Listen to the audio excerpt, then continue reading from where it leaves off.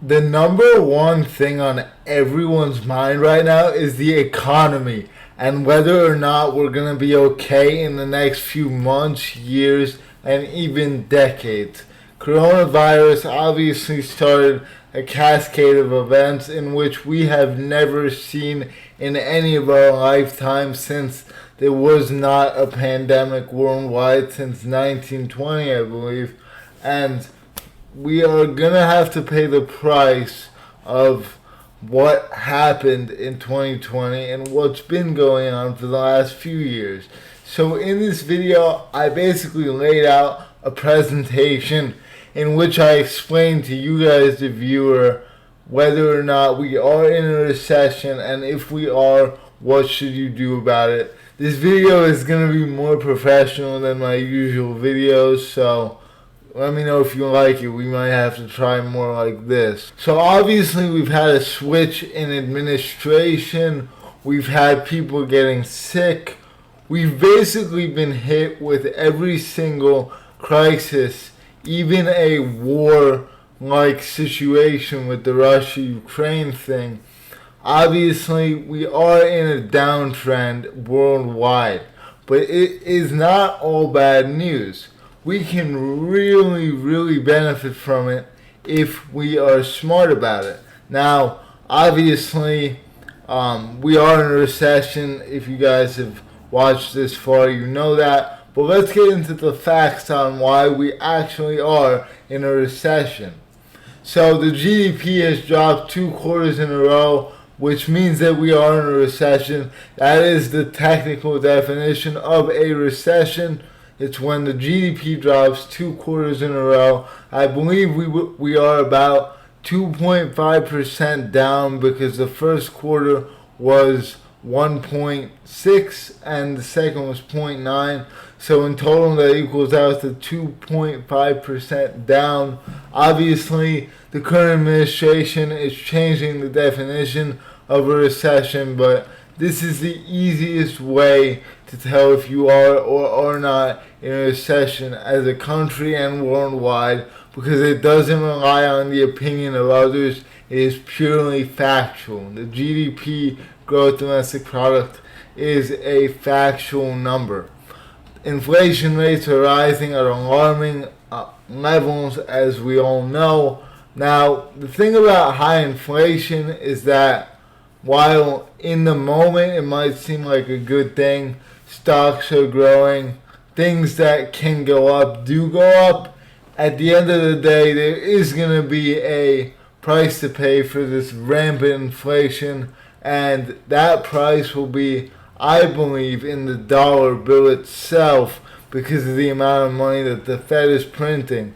The reason why there is high inflation is because of all that stimulus that the government did to the economy in 2020 through 2021, and now it is finally taking effect.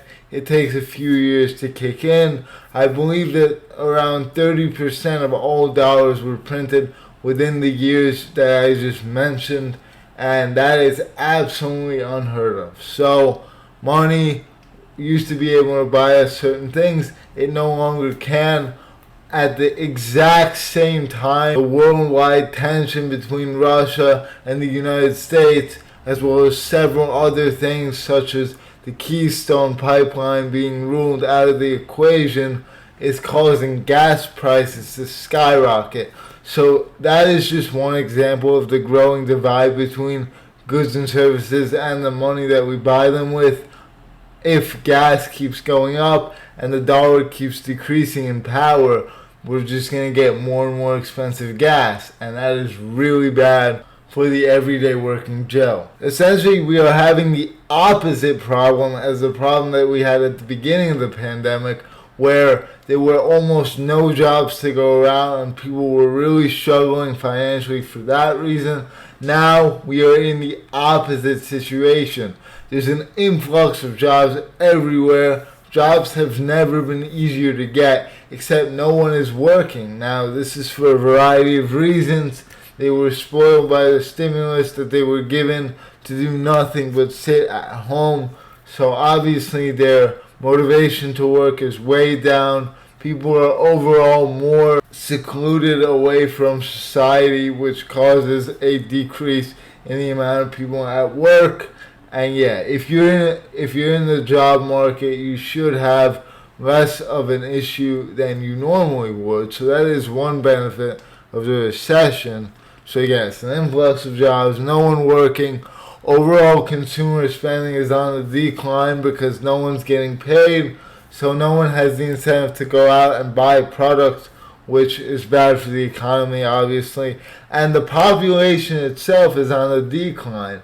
Now, if you guys don't know the situation that happened in Japan, basically there isn't enough babies being born to counteract the growing older population, putting more people on healthcare and Medicare, and overall straining the economy because there is more consumers than there are workers, and that is really bad. Ever since the 1960s, we've been having rampant population growth, at least inside the United States of America. But now, as you guys can see, the fertility rate of women is decreasing very quickly for a variety of reasons, poison in the food, etc. But this is just one reason why the population is decreasing. We can hypothesize for days about why that is, but that is probably a topic for another video. Overall, what you need to know is the population is decreasing, and contrary to what Bill Gates and the other Bilderberg Foundation members say, the population decreasing is very, very bad for the world because it prevents money from being made. It lowers the GDP. It lowers every national stat because there are less able workers and there are less people stimulating the economy by buying goods and services. Now that we know that we are definitely in a recession by every statistic measurement, all I'm going to tell you guys to do is realize that it's temporary.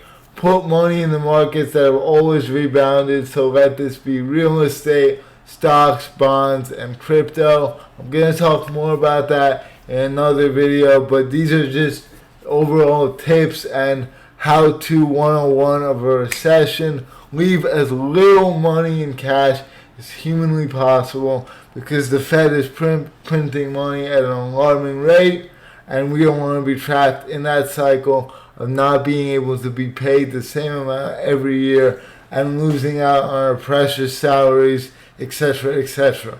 So with that being said, guys, I'm losing my voice, so thank you so much for watching.